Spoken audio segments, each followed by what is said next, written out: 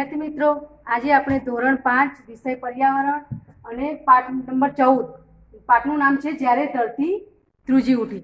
તો આપણે ભાગ 1 વિડિયો 1 માં જોયું હતું કે કઈ તારીખે ભૂકંપ આવ્યો। આપણે કુદરતી આફતો વિશેની ચર્ચા કરી હતી અને એના પછી આ પાઠમાં આપણે ધરતીકંપ વિશેની ચર્ચા કરી હતી કે કઈ જગ્યાએ ભૂકંપ આવ્યો, કઈ તારીખે આવ્યો, કેટલો સમય રહ્યો અને શું શું નુકસાન થયું અને આ કોની વાત હતી। તો આ આપણે 2001 માં 26મી જાન્યુઆરી અને સવારે 8:45 વાગે ધરતીકંપ આવ્યો હતો ને એ 2 મિનિટ સુધી ચાલ્યો હતો। આ ચર્ચા આપણે જસમાના ગામની કે જસમાનું ગામમાં ધરતીકંપ આવ્યો ત્યારે એને જાણે ખરાબ સ્વપ્ન હોય એવી રીતે અને આજ પણ એ સ્વપ્ન ભૂલાતું નથી અને કેવી રીતે બધાને લોકો મૃત્યુ પણ પામ્યા હતા, મકાનો પણ ધરાશાયી થયા હતા।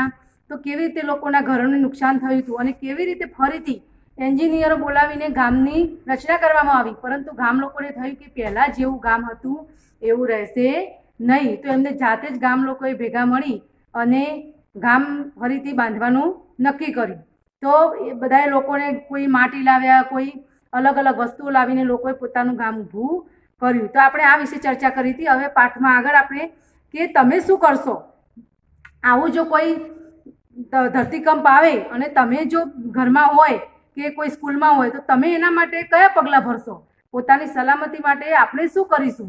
તો તમે તમારી શાળામાં જો શક્ય હોય તો ઘરમાંથી બહાર નીકળી ખુલ્લા મેદાનમાં આવો કોઈ દિવસ આપણને ધરતીકંપ જેવું લાગે તો આપણે પહેલાં તો શું કરવું જોઈએ કે ઘરમાંથી બહાર નીકળી અને ખુલ્લા મેદાનમાં જતું રહેવું જોઈએ। પછી જો તમે ઘરની બહાર ન જઈ શકો તો કોઈ મજબૂત વસ્તુ જેવી કે ટેબલની નીચે જતા રહેવું, ટેબલ પકડી રાખવું, ટેબલની નીચે જતા રહી અને ટેબલ પકડી અને બેસી રહેવું। જો ધરતીકંપ એવું કેમ તમને પ્રશ્ન એવો થતો હશે કે ટેબલ નીચે કેમ જતું રહેવું, તો ટેબલ જેવી મજબૂત વસ્તુ નીચે આપણે બેસી રહીએ તે પકડીને તો ઉપરથી જ્યારે ધરતીકંપ આવે ત્યારે મકાનો પણ ધરાશાયી થઈ જાય, તો ઉપરથી કોઈ વસ્તુ પડે તો આપણા ઉપર પડે નહીં અને આપણને કોઈ ઈજા થાય નહીં। એટલા માટે આપણે એવી કોઈ મજબૂત વસ્તુ નીચે બેસી અને એને પકડીને બેસી રહેવું જોઈએ। જો ધરતીકંપ આવે તો શું કરવું તેના વિશે તમારા શાળામાં કે બીજી કોઈ જગ્યાએથી કહેવામાં આવે। ધરતીકંપ વખતે ટેબલ નીચે જતું રહેવું, પછી ખુલ્લી જગ્યાએ, પછી ખૂણો હોય આપણે ઘરમાં હોય તો ઘરની દિવાલના ખૂણા બાજુ ઊભું રહેવું, વચ્ચે કોઈ જગ્યાએ ઊભું રહેવું જોઈએ નહીં। પછી આપણે હવે આગળ ચર્ચા કરીશું કે આવી કોઈ આફત આવે તો કોણે મદદ કરી। તો આ ધરતીકંપ આવ્યો ત્યારે કચ્છમાં જ્યારે ધરતીકંપ આવ્યો તો કોણે મદદ કરી હતી। અમદાવાદ જાન્યુઆરી તો હવે આપણા ટીવીમાં સમાચાર તો સાંભળતા જોઈએ કે કોને મદદ કરી। તો ધરતીકંપમાં લગભગ કેટલા 1000થી વધારે લોકો મૃત્યુ પામ્યા, હજારો લોકોને ઈજા થઈ। મદદ માટે સેનાના જવાનોને પણ બોલાવવામાં આવ્યા, ડૉક્ટરોની ટીમો પણ આવી। અમદાવાદના શહેરમાં લગભગ 150 ઇમારતો ધરાશાયી થઈ છે, તેમાં ડઝન તો બહુમાળી ઇમારતો। આજે સાંજ સુધીમાં ઇમારતો નીચેથી 250 જેટલા મૃતદેહો કાઢવામાં આવ્યા। તો ડર છે હજી પણ હજારો લોકો ફસાયેલા હશે કે આવે કોઈ બને તો આપણને કેટલાય દટાયેલા કાઢવામાં આવે અને કેટલાય અંદરનો અંદર મરી ગયા હશે એની તો આપણને કલ્પનાએ ન હોય અને કેટલાક તો આઘાતને લીધે પણ ડરથી પણ મરી જતા હોય છે। અને બચાવ કાર્ય માટે લશ્કરોના જવાનો, ડૉક્ટરોની ટીમ, પછી રાહત કાર્યો માટે મેડિકલ કેમ્પ આવી બધી રાહતો આપણને મળતી હોય છે। ટીવીના અહેવાલો મુજબ ગુજરાતમાં હજારો લોકોની ઈજા થઈ છે, થોડા મૃત્યુ પામ્યા હશે। ધરતીકંપ નવી રીતે બનાવવામાં આવી હોત આપણને એવો પ્રશ્ન થાય કે જો ધરતીકંપ આવ્યો હોત અને આવા મકાનો ધરતીકંપ પ્રૂફ મકાનો બનાવવામાં આવ્યા હોત તો આપણને આપણા મકાનોને નુકસાન થાત નહીં, એવો આપણને પ્રશ્ન થાય। તો જો ધરતીકંપ પહેલાંના બનાવવામાં આવેલા મકાનો અને ઇમારત ભૂકંપ પ્રૂફ બનાવવામાં આવ્યા હોત તો આ ઇમારતો અને મકાનો ધરતીકંપની ધ્રુજરી અને આંચકા સહન કરી શકી હોત અને ઓછા લોકોને મૃત્યુ અને ઈજા થયા હોત, લોકોના માલ સામાનને પણ ઓછું નુકસાન થયું હોત।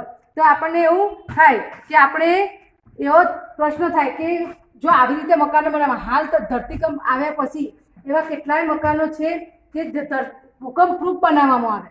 કચ્છમાં અત્યારે હાલ જે મકાનો ધરતીકંપ પછી મકાનો જે સરકારના રાહતથી બનાવવામાં આવ્યા એ મકાનો ભૂકંપ પ્રૂફ બનાવવામાં આવે કે ફરીવાર જો આવો ભૂકંપ થાય તો એ રાહત આપણને મળી શકે કે એ મકાનો ધરાશાયી થાય નહીં અને લોકોને માલ સામાનને અને લોકોને પણ ઈજા ઓછી થાય।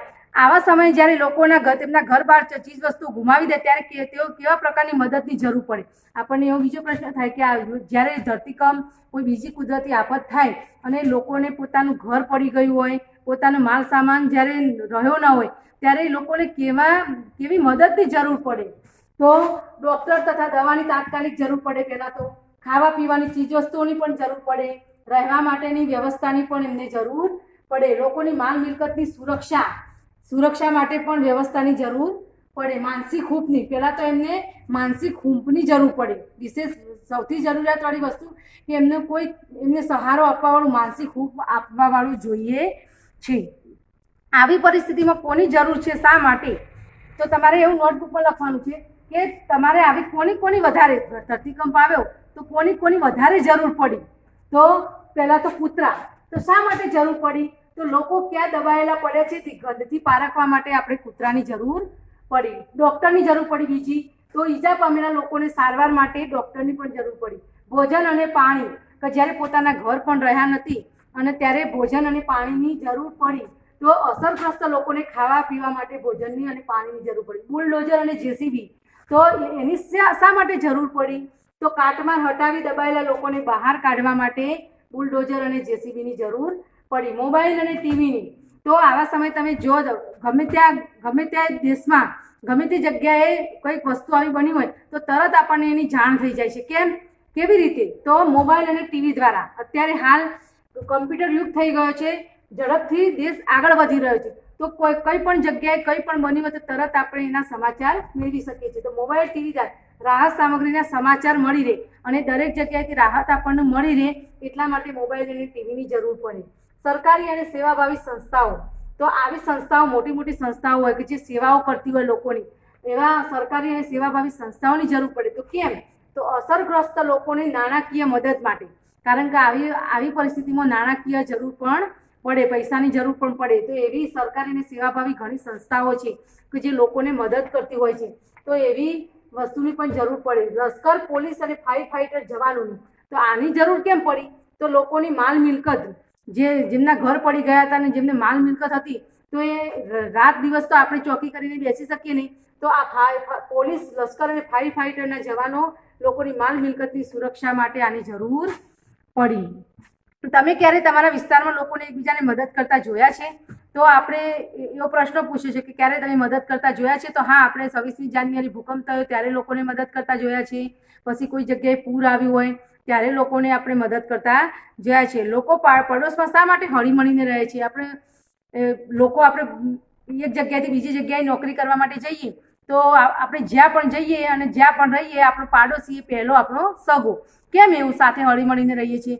કે પણ જ્યારે પણ આવી કોઈ આફત આવી પડે તો પહેલી મદદ આપણને પાડોશીની મળે છે. એટલા માટે આપણે પાડોશીની સાથે હળીમળીને રહેવું જોઈએ. એવી જગ્યાએ રહેવાનું અનુમાન કરો જ્યાં આજુબાજુ કોઈ પણ ઘર કે માણસો ન હોય. તે કેવું લાગશે? તમે કોની સાથે રમશો અને તમે તહેવારો કેવી રીતે ઉજવશો? તમને એવો પ્રશ્ન કરવામાં આવશે કે તમે એવી જગ્યાએ રહેવાનું પસંદ કરશો કે જ્યાં કોઈ પણ માણસ ના રહેતું હોય? તો ના, તો આપણે એવી જગ્યાએ પસંદ કરતા નથી. કેમ? કારણ કે બાળકોને કોની સાથે રમવું એમાં પણ તકલીફ પડે. પછી કોઈ આવી રીતે કોઈ આફત આવી પડે તો કોઈ આપણને પાડોશીમાં કોઈ હોય નહીં તો આપણને એમાં પણ તકલીફ પડે. તો ઘણી બધી પછી આપણે કોઈ તહેવારોની ઉજવણી કરવી હોય તો આપણે એકલા રહીએ તો કેવી રીતે ઉજવણી કરીએ? તો આપણે એકલા પડી જઈએ એટલે આવી જગ્યાએ રહેવાનું પસંદ કરતા નથી. તો આપણે આવી તો કોઈ કુદરતી આફત આવે તો આપણે એકબીજાની મદદ કરવી જોઈએ. પછી તમારો અહેવાલ તમારે લખવાનો છે તમારા શબ્દોમાં, કે આવો પોતાનો અહેવાલ તમારે બનાવવાનો છે કે આપત્તિના કઈ જગ્યાએ આપત્તિ આવી, આવા કુદરતી આફતો આવી, એની તારીખ, તમે અત્યાર સુધી પૂર આવ્યા છે, કેટલી જગ્યાએ આ ભૂકંપ આવ્યો છે, પછી વાવાઝોડા, તો સુનામી, આવી કેટલીય કુદરતી આફતો આવી ગઈ. તો એની તમારે પેપરમાંથી તારીખો લઈ અને તમારે એનો અહેવાલ બનાવવાનો છે. પછી કોઈ જગ્યાએ વરસાદ ના થયો હોય, પાક ના થયો હોય અને ત્યાં કેવી રીતે રાહત અનાજ મોકલવું, દુકાળ ન રહે એવી પરિસ્થિતિ ઊભી કરવાની. તો એના વિશે તમારે કોઈ લોકોને ભૂખ્યા ના રહેવું પડે, એની તમારી ભૂખથી મરી ન જાય એની આપણે અહેવાલમાં એવી રીતે પણ અહેવાલ બનાવવાનો છે.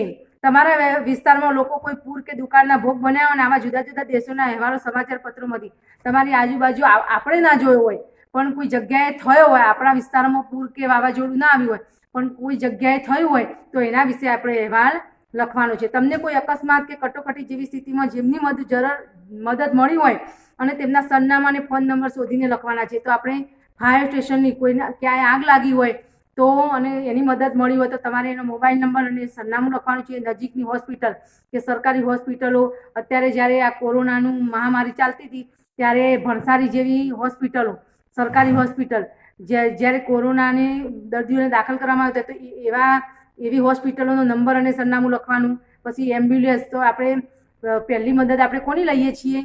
તો 108 નંબર આપણે ડાયલ કરીને આપણે એમ્બ્યુલન્સને બોલાવીએ છીએ. તો એમ્બ્યુલન્સનો નંબર લખીને એનું સરનામું લખવાનું છે. પોલીસ સ્ટેશન, પછી કોઈ આવી રીતે મારામારી થઈ હોય, કોઈ બીજી જગ્યાએ કોઈ થયું હોય તો આપણે પોલીસ સ્ટેશનમાં જાણ કરવી હોય તો પોલીસ સ્ટેશનનો નંબર અને એનું સરનામું લખવાનું છે. તો આ રીતે આપણે જુદા જુદા અહેવાલ બનાવવાની. પછી આપણે છેલ્લે એવો પ્રશ્ન કરવામાં આવે કે તમે આ પાઠમાંથી શું શીખ્યા?